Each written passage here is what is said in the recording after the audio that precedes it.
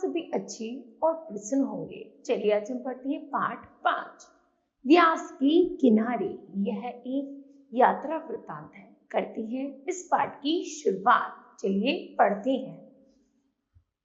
इस समय सूर्य का चमकता हुआ बिंब डेरे की इमारतों की पीछे डल रहा है। पश्चिम का आकार नारंगी, गहरे लाल और जामुनी रंगों से चमक उठा है और यही शोक रंग नदी में प्रतिबिंब होते हुए कुछ हल्के लग रहे हैं। आकाश और नदी दोनों में रंग बड़ी तेजी से बदलते जा रहे हैं। चांदी की चौथाई मील चौड़ी पट्टी जैसी यह नदी दक्षिण की ओर बहती हुई 2-3 मील तक और उत्तर में बल खाती हुई 8-10 मील तक दिखाई देती है।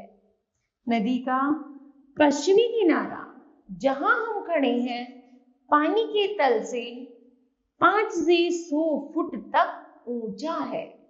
इसमें कई स्थानों पर जहां से वर्षा अनगिनत सदियों के दौरान मिट्टी बहाकर नदी में गिराती रही है, गहरे गड्ढे हैं।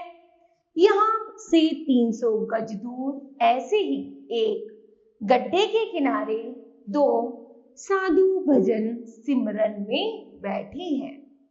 इस समय वे कोई भजन गा रहे हैं। डेरे के उत्तर की ओर निरंतर रहट चलने की आवाज आ रही है।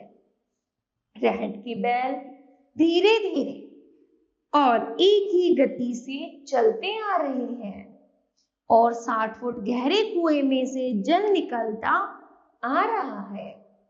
नदी की धारा के पार पूर्व की ओर दूर तक पीली बालू बिछी है,